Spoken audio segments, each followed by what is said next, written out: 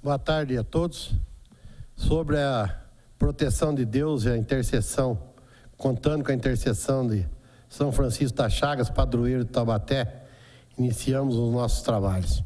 Gostaria de passar a palavra ao secretário para que lesse o requerimento dessa CPI. Boa tarde, senhor presidente, vereador Bilili. Senhor presidente, nós enviamos um ofício à doutora Estela Zoner, que respondeu a Vossa Excelência, a CPI, a seguinte informação. Prezado senhor, foi recebido nesse consultório a correspondência de Vossa Excelência, reiterando o convite para que eu compareça a essa Casa de Leis no dia 12 de maio, no próximo dia 12 de maio, às 15 horas, para participar da reunião da SEI, que nesse horário me encontro impossibilitada de atender o pedido de Vossa Excelência, em razão de compromissos agendados anteriormente. Respeitosamente, Maria Estela Amorim de Costa Zoner. Iniciando nossos trabalhos, eu queria só dizer que respeito muito a doutora Maria Estela Zoner, a qual conheço há muito tempo, mas não deixo de ficar um pouco chateado que todos que foram convidados aqui compareceram, e infelizmente ela pela quarta ou quinta vez, como eu disse, terceira vez, não compareceu. Essa comissão vai se reunir depois. Sobre a minha opinião, com a presença aqui hoje, gostaria até de convidar que se sentasse aqui na frente o doutor Frederico Vilela, médico do Hospital Universitário de Taubaté. Então eu gostaria de agradecer até a presença do doutor Frederico aqui, dizer que eu não vou atacar e nem sou como falei desde o começo, de convocação, como foi a outra SEI.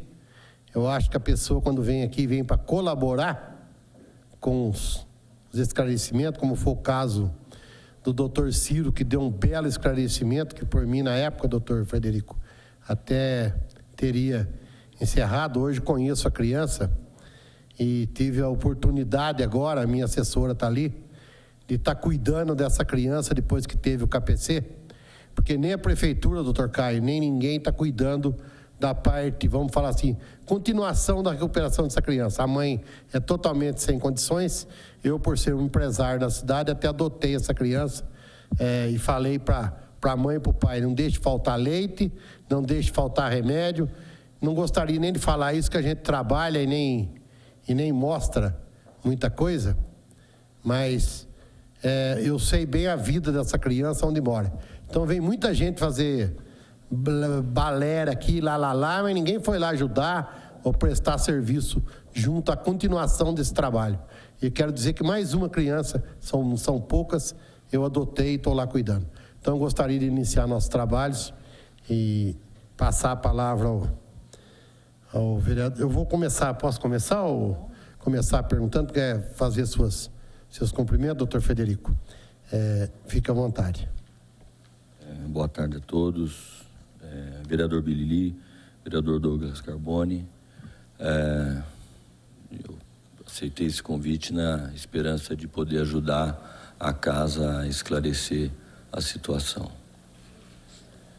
Doutor, eu espero poder, como nós tivemos uma aula aqui sobre a não superbactéria, como diz o doutor Ciro, o KPV. Então, eu gostaria que o senhor explicasse um pouco sobre essa bactéria e como ela se desenvolve. Bom, eu estou aqui na qualidade de diretor técnico do Hospital Universitário. Eu não sou especialista em infectologia, minha formação é em urologia, eu sou cirurgião geral, urologista, mestre em urologia pela Escola Paulista de Medicina e professor da Universidade de Taubaté. Então, a gente, no trato intestinal de todo mundo, a gente tem várias bactérias que fazem parte da flora normal de todos nós. Entre as bactérias, existe uma bactéria que chama Klebsiella.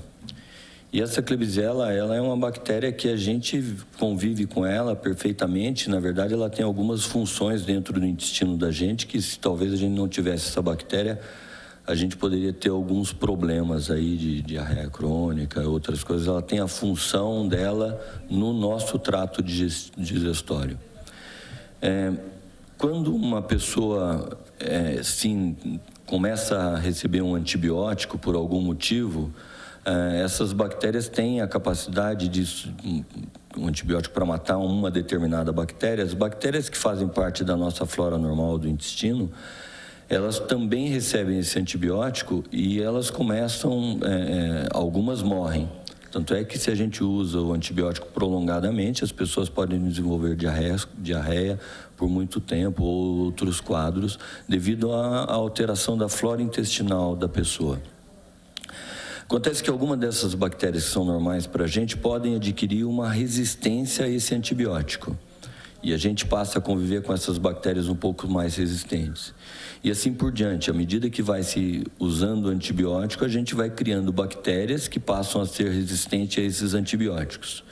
E é por isso que surgem cada vez antibióticos novos para poder combater bactérias que há anos atrás eram sensíveis aos antibióticos que param de funcionar. E assim surgiu o famoso KPC, né? O KPC ele é derivado da Klebsiella pneumoniae, que é uma bactéria normal, que não é um patógeno, ou seja, não causa uma doença estando no trato intestinal. Ela pode até causar uma doença de fácil tratamento, ela passando para o pulmão, para a parte urinária, mas a partir do momento em que ela fica multiresistente, ela pode ser uma bactéria que é o chamado ISBL, né, ESBL, que ela é resistente aos antibióticos da classe das penicilinas, ou o KPC, que é a bactéria resistente aos antibióticos da classe dos carbapenêmicos, né? Que são antibióticos mais evoluídos do que a penicilina e antibióticos de uma linha mais avançada. Então, ela aparece em pacientes graves que já estão com saúde muito comprometida?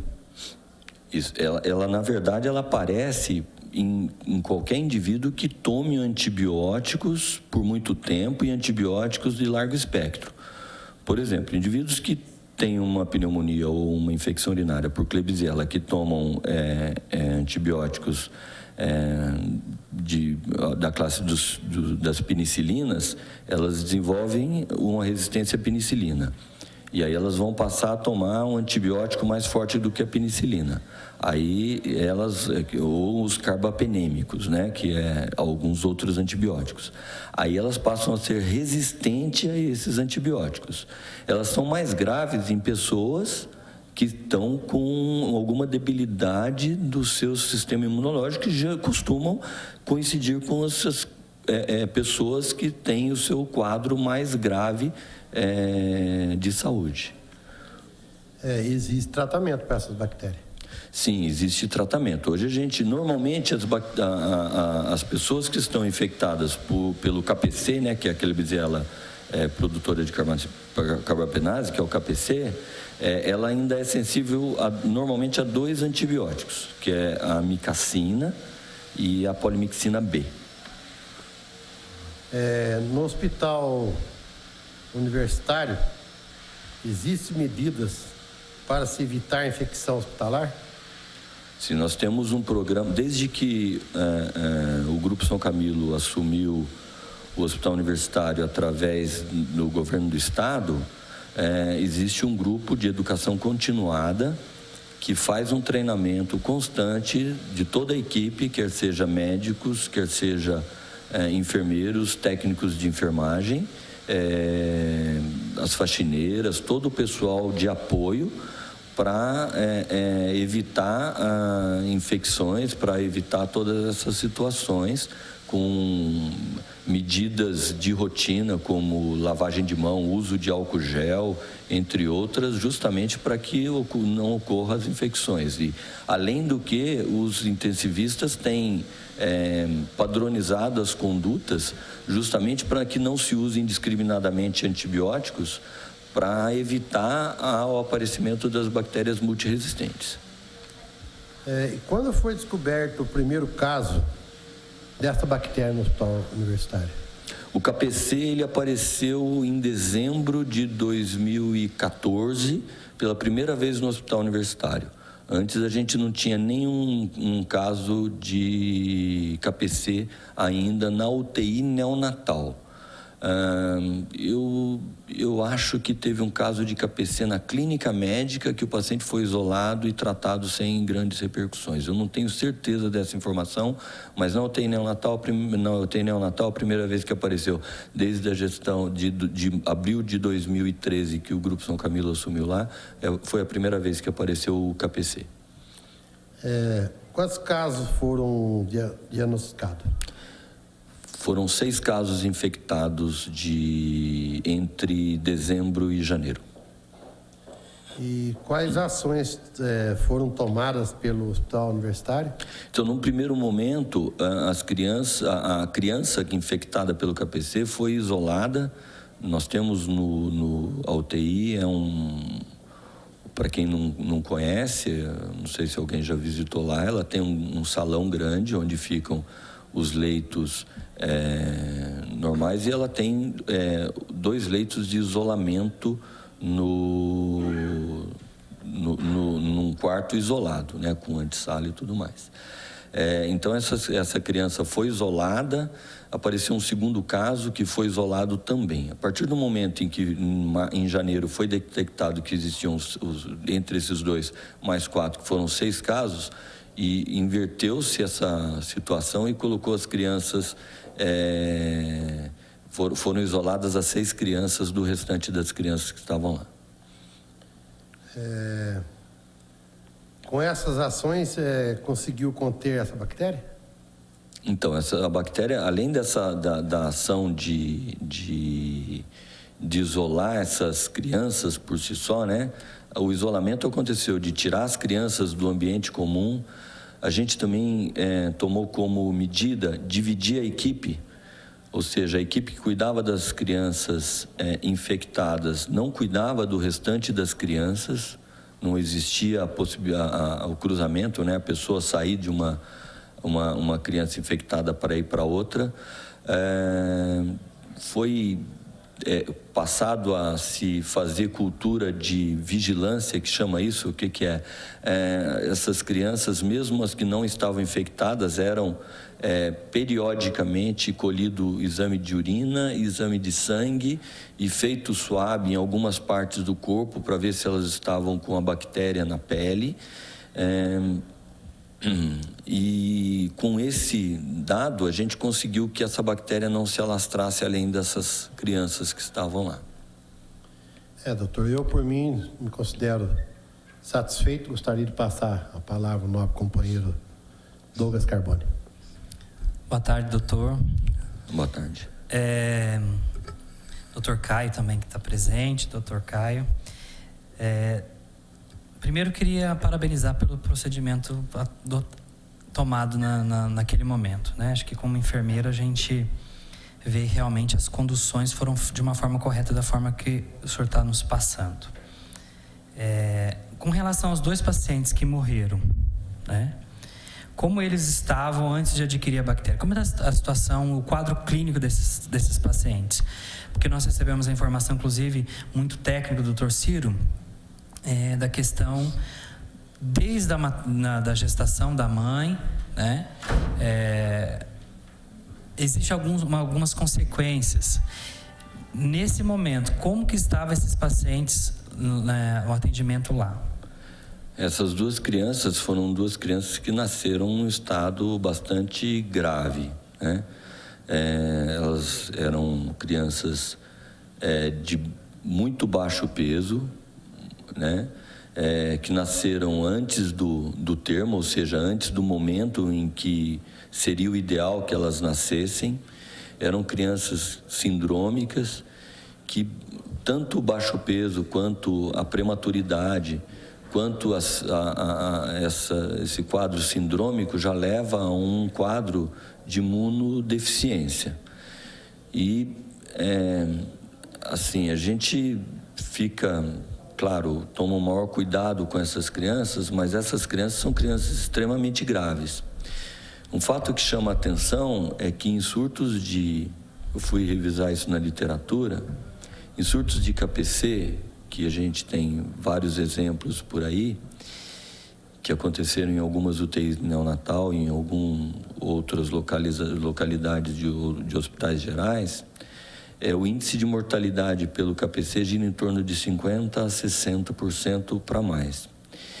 No caso da UTI, foram 2 crianças em 6 crianças, ou seja, por volta de menos de 30%, né? Isso aconteceu justamente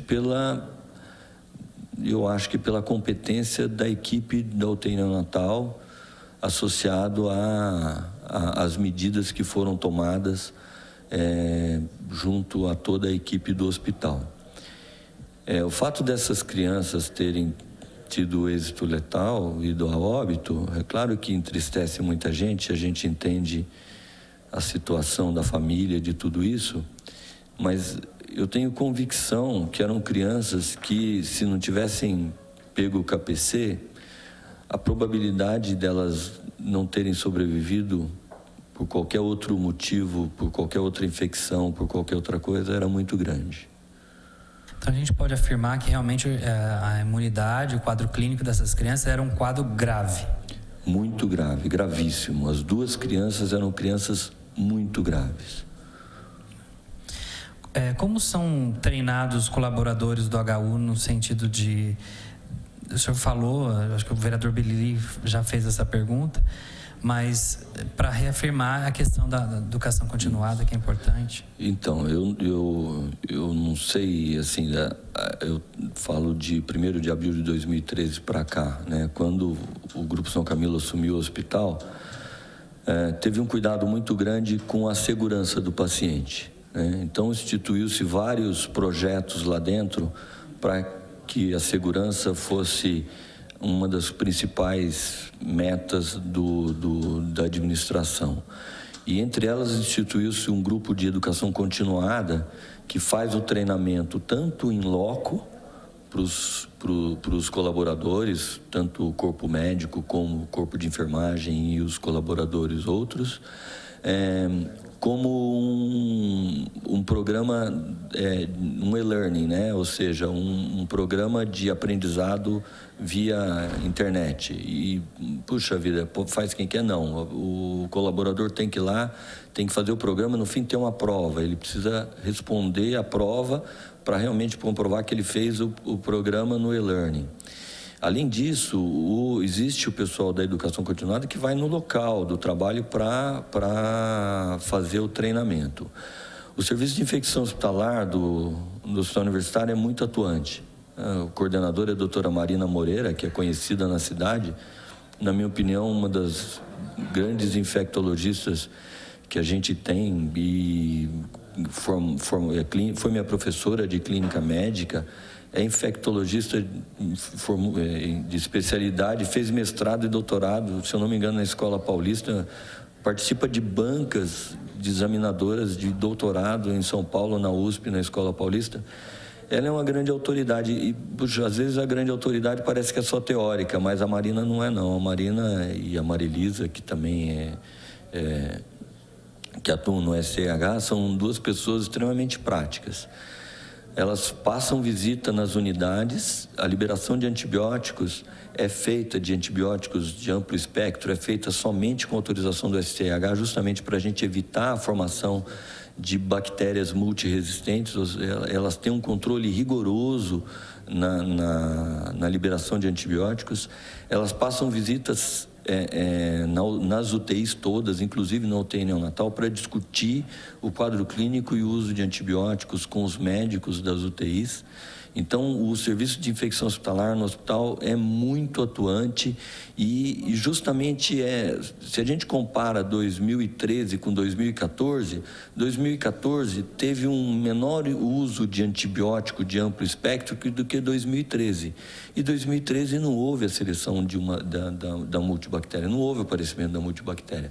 E usou-se menos antibiótico, que poderia levar à formação dessa bactéria multiresistente, em 2014, e mesmo assim a gente teve essa bactéria. Fato que acontece em vários hospitais mesmo, porque infelizmente a gente não tem esse controle, né? O senhor acredita que a ação do HU conseguiu coibir a disseminação dessa bactéria? As ações tomadas pela unidade conseguiu controlar? Eu acho que sim, eu tenho certeza que sim, né? Eu não sei até se não foi um pouco exagerado a gente fechar o UTI, mas naquele momento, assim, é uma coisa que a gente tinha isolado, e mesmo isolado houve uma proliferação. É uma situação, olhar para trás, fica um pouco mais fácil da gente analisar o que teve. No meu entender, eu acho que foi a melhor medida, em fechar a unidade, não receber novos pacientes até que fosse totalmente debelado o surto que houve. Eu vou fazer essa pergunta porque a mídia está fazendo, eu acompanhei inclusive algumas notícias, realmente a pergunta é para que a população nos acompanhe, porque senão ela vai falar que só a HU tem isso, né?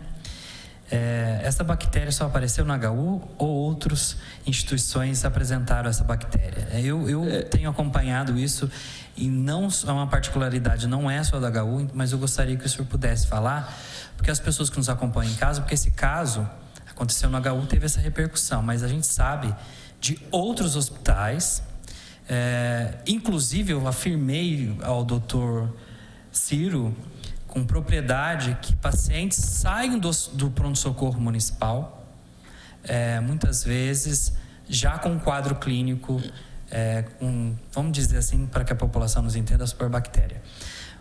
Eu gostaria que o senhor pudesse até manifestar sobre isso. Eu ia, inclusive, falar sobre isso nas minhas considerações finais, então eu tive o cuidado até de dar uma procuradinha. E uma das coisas que me chamou a atenção, que eu li no UOL, eu até trouxe aqui, vou deixar por último, que eu acho que é a coisa de mais impacto, mas para vocês terem uma ideia, a gente tem uma Klebsiella multiresistente que apareceu no Hospital Fêmea, em Brasília, que é um hospital, até onde eu sei, um hospital bastante com um controle lá bem rigoroso, né? A gente tem um caso também que apareceu no Rio Grande do Sul. Não vou citar as UTIs neonatais do Nordeste, tá? Eu vou citar, eu acho que a coisa mais emblemática de todos aqui é essa daqui, olha.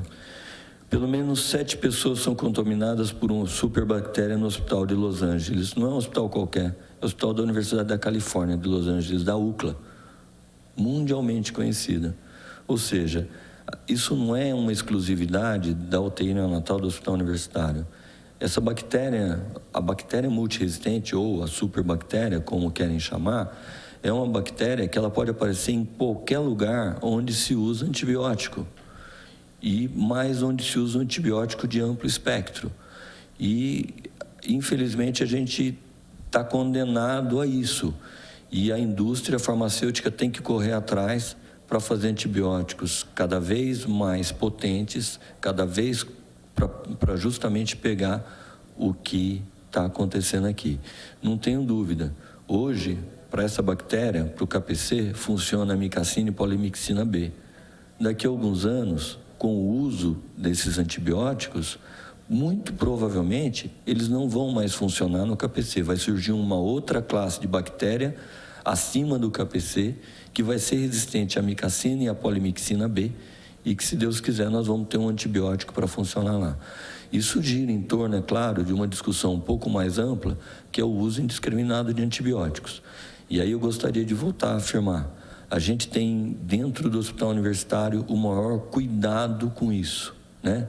Eu acho que o Ciro até deve ter falado que no hospital universitário a gente tratava a pneumonia com penicilina, que em lugar nenhum mais tratava. Por quê? Porque é o cuidado. A gente tem esse cuidado muito grande de não selecionar germe, de não produzir bactéria multiresistente.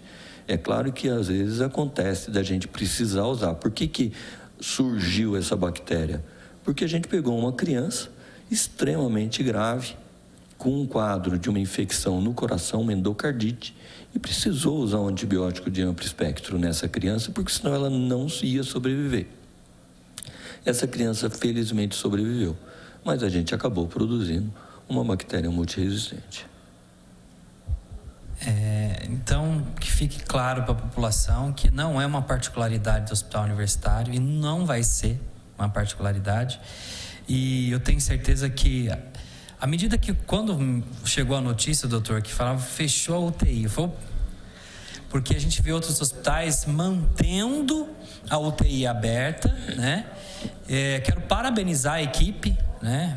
Eu acho que foi um desafio fazer uma situação dessa, porque para tentar sanar o problema, mas eu acho que foi uma medida até para radical demais, eu posso falar assim, mas acho que foi para resguardar os pacientes, para resguardar a situação das pessoas, das crianças que ali estavam, mas eu acho que foi a medida. O Hospital na verdade, do Sul, quando o senhor falou, não fechou, continuou atendendo e mantendo, então que fique registrado. As tomadas de decisões foram corretas. Vereador, o senhor me permite, assim, nós não simplesmente fechamos a UTI, né? Nós fizemos uma reunião com a Diretoria Regional de Saúde, com o controle, com a CROSS, né? Que é o que gerencia as vagas, e a DRS conversou com a Santa Casa de São José dos Campos. Abriu-se 5 vagas na Santa Casa de São José dos Campos de UTI neonatal, além do que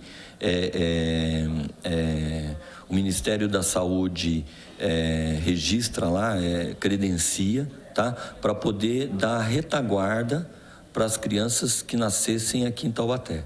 Além disso, nós também pegamos a UTI pediátrica, passamos todas as crianças da UTI pediátrica. Felizmente, nós pegamos um momento em que o hospital regional não estava lotado. A gente tem 4 leitos de UTI pediátrica. Nós passamos essas crianças para o hospital regional e nós abrimos 4 leitos de cuidados neonatológicos na UTI pediátrica, tá? Fizemos uma limpeza terminal lá. Abrimos 4 leitos para aquelas parturientes que chegassem no hospital universitário e a gente não conseguisse transferi-la para um outro serviço. E que porventura ou que nascesse sem a previsão de precisar de uma UTI neonatal e que a criança tivesse algum problema e fosse precisar da UTI neonatal. Então a gente, com o respaldo do governo do estado, junto à DRS e à CROSS, com a colaboração da Santa Casa de São José dos Campos, que também é uma parceira do estado, abriu-se essa retaguarda, ou seja, não simplesmente fechamos, tivemos essa preocupação, porque realmente, se a gente não tivesse tido uma retaguarda, a gente não poderia fechar. Como hoje ainda nasce criança lá e a gente às vezes segura porque está sem vaga e a gente está se virando como a gente pode. A gente sabe que a gente é Brasil aqui, embora seja o estado de São Paulo, o estado mais rico da União, com uma condição de saúde, graças a Deus, melhor do que os outros locais, mas a gente tem essa responsabilidade e o governo do estado também tem essa responsabilidade e esse cuidado. Senhor presidente, estou convencido. Gostaria de passar a palavra agora ao vereador Carlos Peixoto. Só queria agradecer a presença do doutor. Desculpe um pouco pelo atraso, mas ouvi atentamente. Um abraço ao doutor Caio, toda a equipe do regional presente também. Eu acho que a questão desta SEI que foi aberta foi exatamente aquilo que o vereador Douglas Carbone acabou de dizer. A comprovação de que isso não é algo que acontece em Taubaté, não é algo que aconteceu única e exclusivamente dentro de um hospital. É algo que, infelizmente, acontece também em outros locais, né? Então, eu me vejo como convencido, senhor presidente, pelas informações que obtivemos até agora nesta SEI. Antes de encerrar, gostaria de saber se eu gostaria de comentar aqui que, apesar de 3 vezes, eu não gostaria de botar aqui já, para nos dizer que eu tomei como presidente uma iniciativa só. Gostaria de saber do novo companheiro relator, que é Carlos Peixoto, e do companheiro Douglas.